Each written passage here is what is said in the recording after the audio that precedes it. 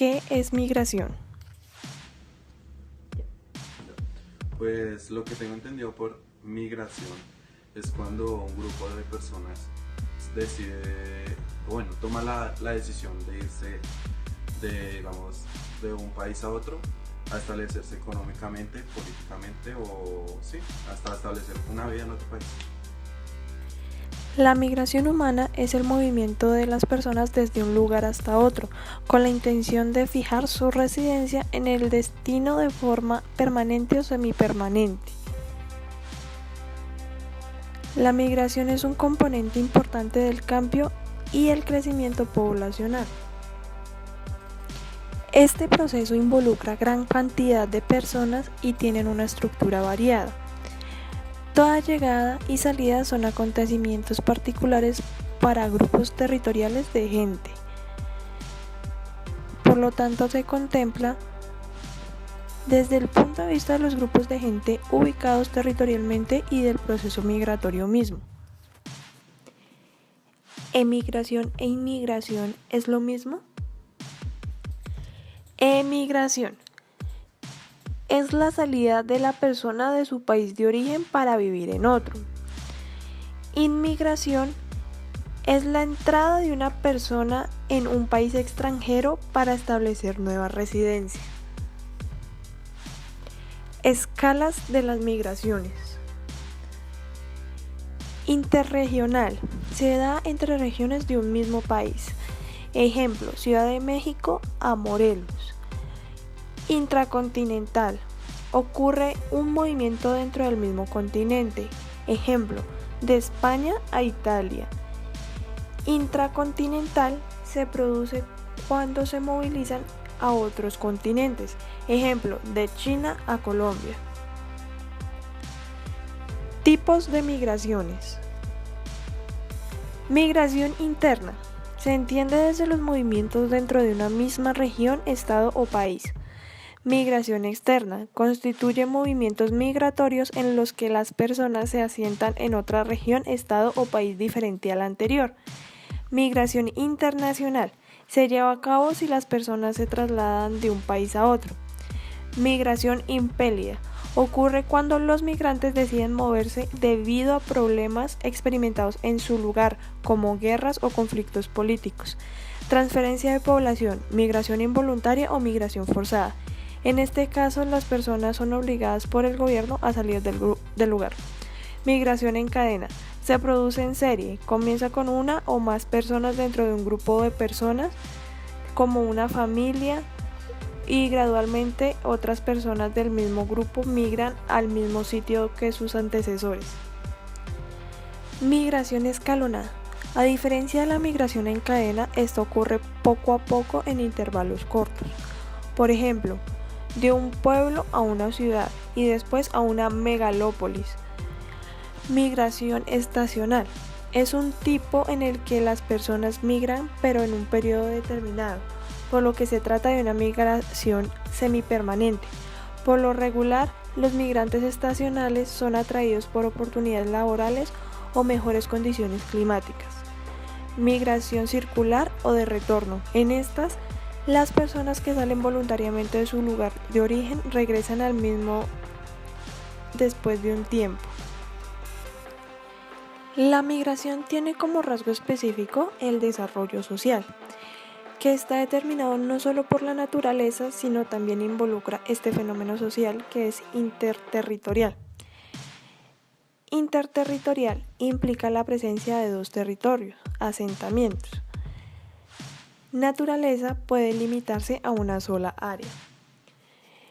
Rybakovsky nos vuelve a mencionar en 1978 que la influencia de la migración sobre el desarrollo social y la influencia inversa de este sobre aquella difieren en las áreas de origen y lugares de destino. Causas de las migraciones. Las causas varían, desde el simple deseo de experimentar la vida en otro lugar hasta la obligación de moverse para evitar riesgos que se encuentran en un sitio específico. Las causas económicas son las que buscan empleo, iniciar o continuar una carrera en especial, aprovechar los beneficios económicos de un país determinado, entre otras. Las políticas buscan huir de persecuciones, guerras y otros tipos de problemas o conflictos políticos que ponen en riesgo la vida. Las medioambientales buscan escapar de desastres naturales y buscar un lugar con un clima más agradable, entre otros.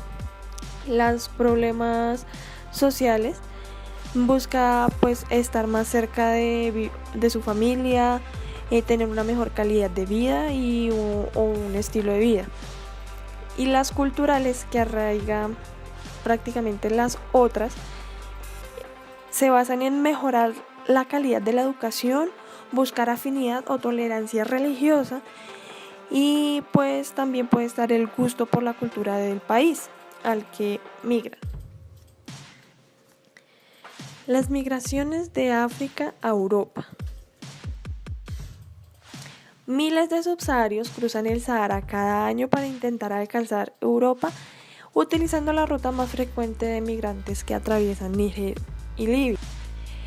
El norte de Níger, pobre e inestable, depende actualmente de la actividad económica generada por los migrantes en tránsito, un recurso importante también para la actual Libia, del que se lucran las milicias que compiten por el control de distintas zonas del país. Pero esta situación no es solo producto de la anarquía tras la revolución libia. La pobreza de Níger, los drásticos cambios políticos en Libia y las políticas migratorias europeas han ido dando forma a una estructura a lo largo de varias décadas.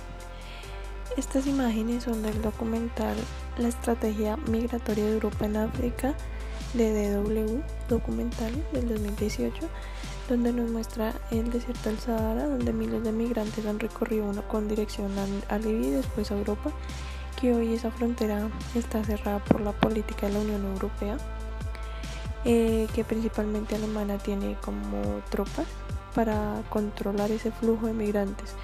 La gente, pues a pesar de todo, de que esté cerrada, sigue intentándolo, pues arriesgando su vida con la posibilidad de caminar sin rumbo durante días, sin comida o bebida en el desierto y viendo cómo mueren otras personas. El desierto se ha convertido en un cementerio, ya que no tiene certeza cuántas personas cruzan la frontera ilegalmente y no saben cuántas logran salir de ella. Migraciones de Asia. En 2011, la República Árabe de Siria experimentó las primeras manifestaciones que formaban parte de una serie de cambios intensos que vivían en la región del Medio Oriente, a causa de la famosa Primavera Árabe. Pero lo que empezó como una rebelión civil y popular terminó convirtiéndose en un conflicto armado que lleva más de 7 años y desangra el país. El diario La Estrella de Panamá en 2012 publicó un artículo donde evidenciaba las causas que dieron inicio al conflicto que se presenta hoy en día en Siria. El actual presidente de Siria, Bashar al-Assad, se encuentra en el poder desde el año 2000, pero anterior a él, su padre había gobernado el país alrededor de 30 años. Su padre, Hafez al-Assad, llegó al poder a través de un golpe de estado y desde entonces su familia se ha mantenido en el mismo. Las manifestaciones se extendieron por todo el país exigiendo sustitución del gobierno y del presidente Bashar al-Assad, pero desde el inicio de las tensiones el gobierno sirio empleó la mano dura, adoptando un rumbo de represión violenta, y a medida que las protestas se extendían, el gobierno se vio obligado a emplear el ejército para mantener el orden. Anteriormente el gobierno había admitido el 19 de marzo de 2011 como una medida para calmar la situación. Grupos opositores señalaron que las medidas llegaron muy tarde. Para los inicios del 2012 ya era un conflicto armado. El grupo de los rebeldes sirios ya era conocido como el Ejército Libre de Siria y el gobierno de al-Assad se armaba más. En esta gráfica podemos ver la cantidad de ciudadanos sirios en los países vecinos y en Europa. El color verde, los 15 países europeos con mayor número de solicitudes de asilo de ciudadanos sirios, como por ejemplo lo es Alemania, con el número más alto que es de 98.783. Ya en el color morado se muestran los refugiados sirios registrados en el país vecino, en países vecinos, que son Turquía, que tienen el círculo más amplio, que es de los 500.000 en adelante, que como podemos ver Turquía es el que tiene mayor cantidad, pues tiene 1.938.999 sirios. El Líbano le sigue con 1.113.941.